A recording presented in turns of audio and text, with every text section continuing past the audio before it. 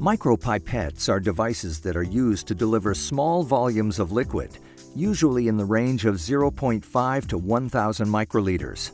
And like other forms of laboratory instrumentation, the micropipette must be operated with precision so that your measurements can be reproduced consistently. The first step is to set the micropipette to the correct volume you want to transfer. For this example, we'll use 750 microliters. The micropipette requires a disposable tip. Tips are often stored in autoclaved plastic racks. Don't touch the tip with your hands, because this could introduce contamination. Attach a tip by pressing the micropipette firmly down onto the tip. The tube with red liquid is our sample solution. Let's use the micropipette to transfer 750 microliters to the empty microcentrifuge tubes. Press the plunger to the first stop and insert the tip into the liquid, just below the meniscus. A good rule of thumb is to place about half of the tip into the solution.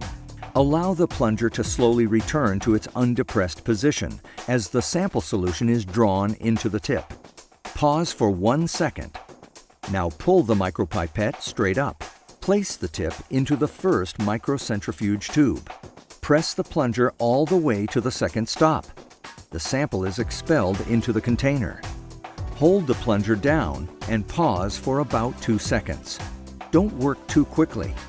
With the plunger still fully depressed, slowly remove the micropipette. Now you can release the plunger and eject the tip into a waste container. Now we've successfully used a micropipette. It's not hard, so don't be intimidated by it. But it does take practice. Your technique is very important, and since a micropipette delivers such small volumes, a minor operational flaw could make a huge negative impact on the accuracy of your measurements. Let's look at some examples of common mistakes. See if you can identify what the technician is doing incorrectly. What's wrong with this technique? In this example, the technician is pressing the plunger after the tip has been placed in the solution, forcing air bubbles into the solution. The correct procedure is to press the plunger to the first stop, then insert the micropipette into the solution. What's the mistake in this example?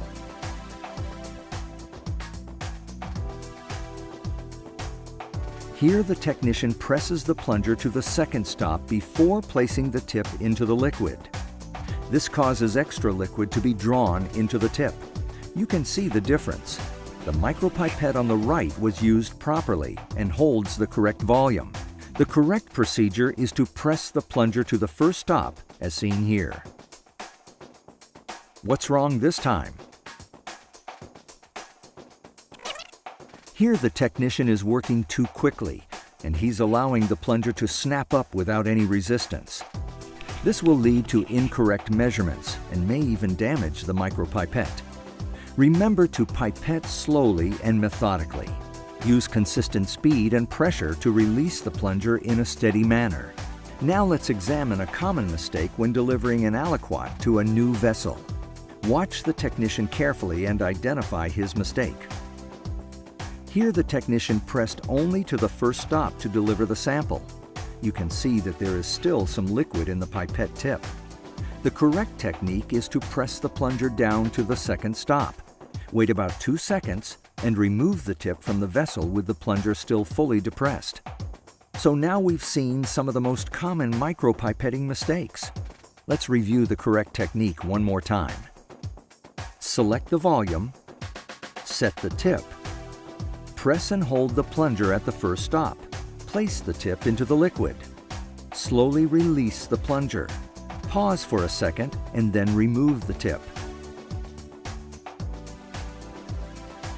Insert the tip into the delivery vessel. Press the plunger to the second stop. Pause for 2 seconds. Remove the tip, release the plunger, and eject the tip into the waste container.